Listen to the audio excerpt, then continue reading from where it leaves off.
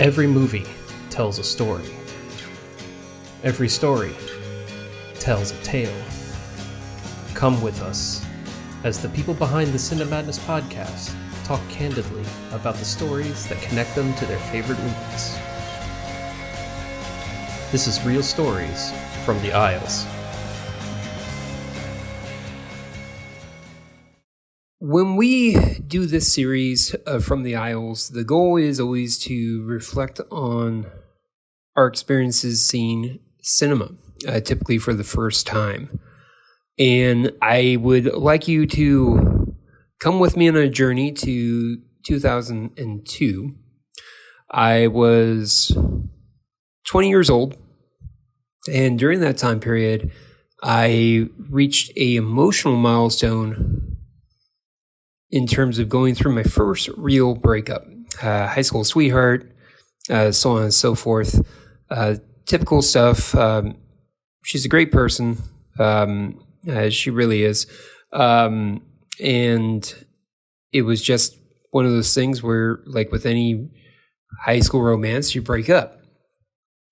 So there I am at 20 years old, not realizing what I had going for me. And kind of feeling very vulnerable and just kind of mulling around the house, woe is me, and not really knowing how to handle emotions. And, just kind of reflecting on the relationship and reflecting on the breakup and not knowing how to handle it, how to handle rejection.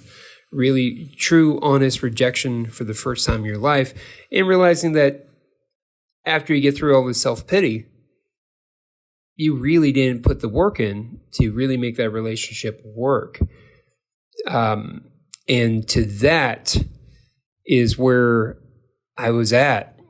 And my mom, I was living at the time with my parents, and my mom came home, and I was, doing this typical self-loathing, self-pity moment where I'm writing 1,000 poems, listening to typical breakup songs, so on and so forth on end. Grew my terrible 20-year-old beard out, and it was really, really choppy, pale, looked very pale. Probably didn't take a shower for about maybe, 2 to 3 weeks.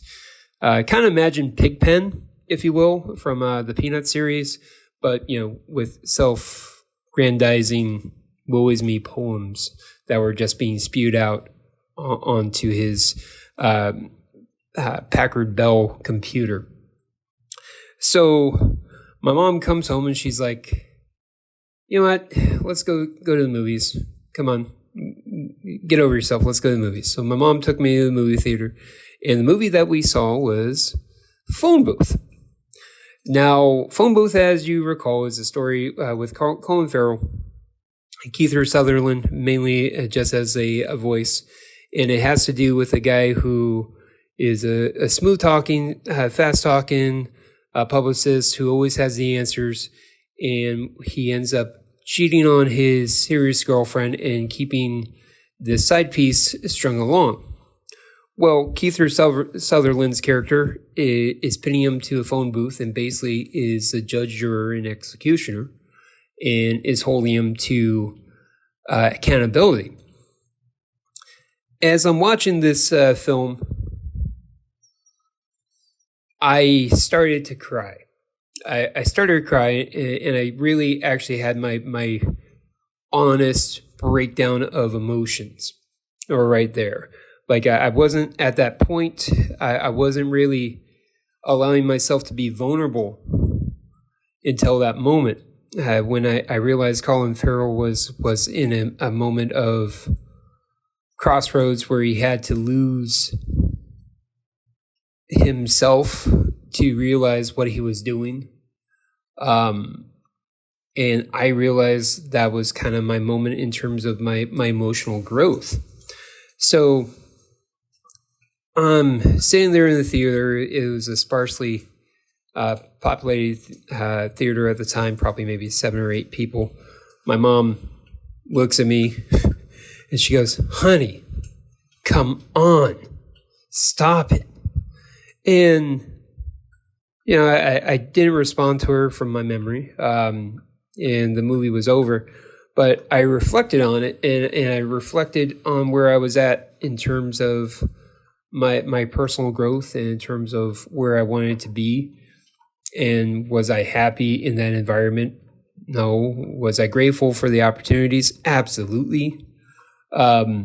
So I eventually, like with any breakup, everyone who's listening to this has some sort of variation of a breakup. And if not, I wish you well. But I reflected on the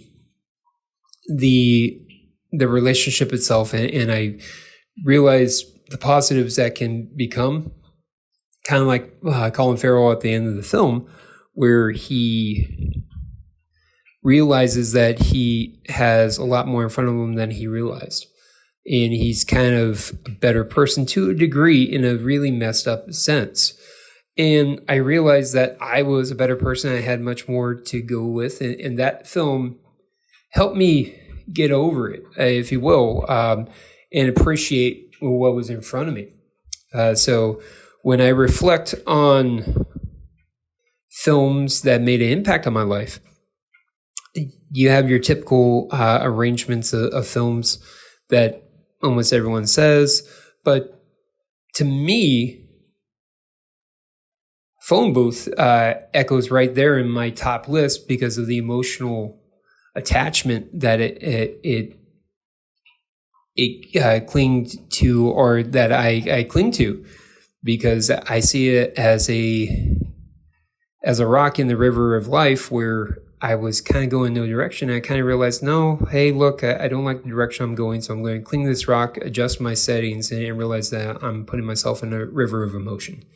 So to that, I am grateful for the makers and producers of Phone Booth. Most people generally mock the film itself. I think it's worth another watch, but when I watch it, I kind of watch it with a smile on my face, kind of the same way that you look at poems or self-notes or journal entries of your first real breakup, and realize that you're being a little bit more overdramatic than you needed to be. It's not the end of the world.